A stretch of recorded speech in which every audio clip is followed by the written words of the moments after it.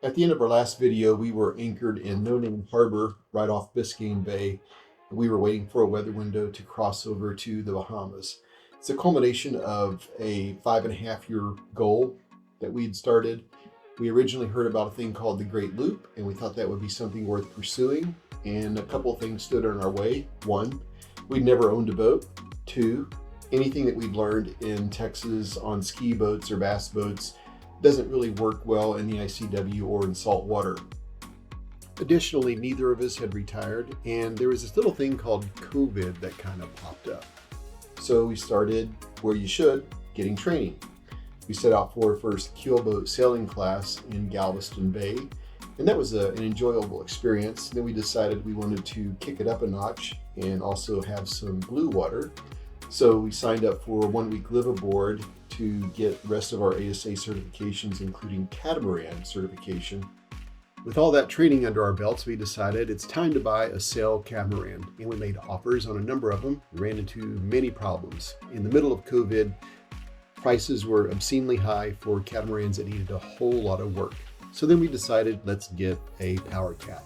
This one was a great catamaran. It's a Fontaine Peugeot that we tried to buy, but another problem that you run into if you're a first-time boat buyer is buying a boat that's over 35 feet long. PDQ is perfect. It's 34 feet long. We bought it from a company called Rumline Yacht Sales, and they are the experts in PDQs.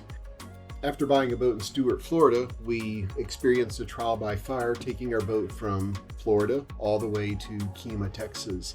It took us 3 years to get the boat back. Lots of trips to and from DFW area to Kemah, and some other things that we needed to get done in Florida to be able to take the boat back. By the way, a lot of people have been asking, what's up with Tim? Where is he? Well, Tim is fine. He's not in many of our pictures or videos because during the day, he pretty much hangs around inside. He has a few favorite places he likes to stay on the boat. And then at night, when cameras don't work as well, he walks around the outside of the boat. And if we're at a marina or something like that, we have to keep a closer eye on him so he doesn't scamper off. With all that out of the way, let's go to the Bahamas. The plan is to head out of Key Biscayne, No Name Harbor, go around the south tip of the island, then use the Gulf Stream to float north as we cut around Bimini and then on to Great Harbor.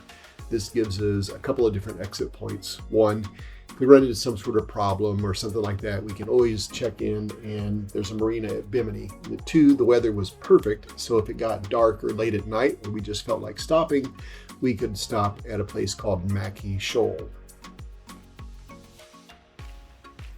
It's 5:15 here in No Name Harbor, and we're about to disturb the peace because we're going to go ahead and take Lucy over there for a last walk. And then we're going to go ahead and make ready to cross over. We are leaving No Name Harbor. We've just pulled out. It's about 6:30 in the morning, so a little bit later than what we wanted. But we wanted a little bit of daylight. Got another boat off to an early start over here. And it's beautiful out here. The water's so calm. This is the anchorage outside of No Name. Got quite a few boats anchored out here.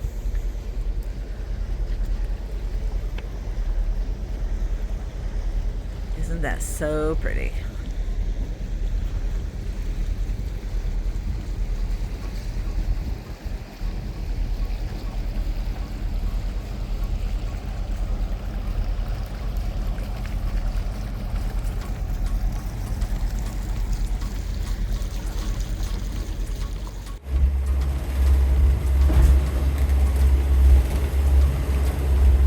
So bad, a little bouncy.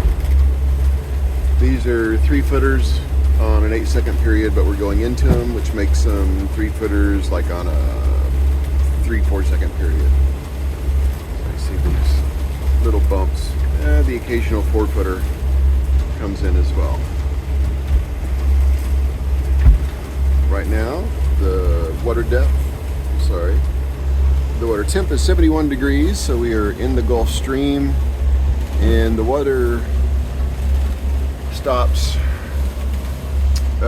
flashing. It says 56 feet, but the other one says 560 feet down here, which means it's deeper than the water sensors go. They're only good to a couple hundred feet. I think we had 500 feet earlier, but then they start flashing and you're not going to get anything reliable. Anyways, we're outside of the 3-mile zone. We are close to the territorial sea. You can see that line right up there at the top. And this is what we have. So another 3 or so hours of this, but the conditions will improve as we go throughout the day. We just went from over 2,000 feet deep, and right now it is about 60, 70 feet deep. You can see the Caribbean Sea as we get into that, as we enter the it's the banks of the Bahamas, or the Bahamian banks. I think that's what you call it. Hope I got that right. How cool is that?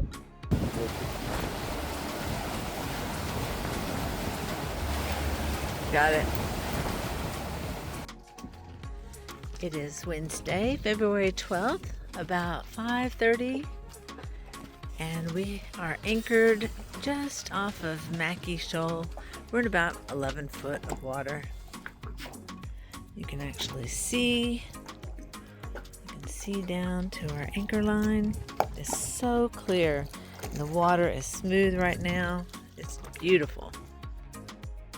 Mackie Shoal is a shallow spot right out in the middle of the Bahamian banks. It's 35 miles from land in just about every direction. We stopped there because the weather was perfect. It was absolutely beautiful. There were no other boats, nothing in sight forever. We thoroughly enjoyed the night watching the stars, the sunset, and clear water. The next morning, we saw a beautiful sunrise, and then we proceeded on to Hoffman's to go to Great Harbor. And one of the things that you see is the cut. That's the cut you go through to get inside. We've arrived in Great Harbor and we've cleared customs, so now we have our Bahamas flag flying. It's about 2:30. We're going to walk down to the closest little restaurant and grab a bite to eat. Over here is the marina office. Over here is the little building where we went to clear customs. It was pretty quick and easy. We had everything filled out and paid online. All we had to do was just fill out a customs form for each of us when we got here. Pets passed no problem. Lucy got to come out and take a walk. Now we're going to leave her and the cat behind in the air-conditioned cabin while we head out and see what adventures await.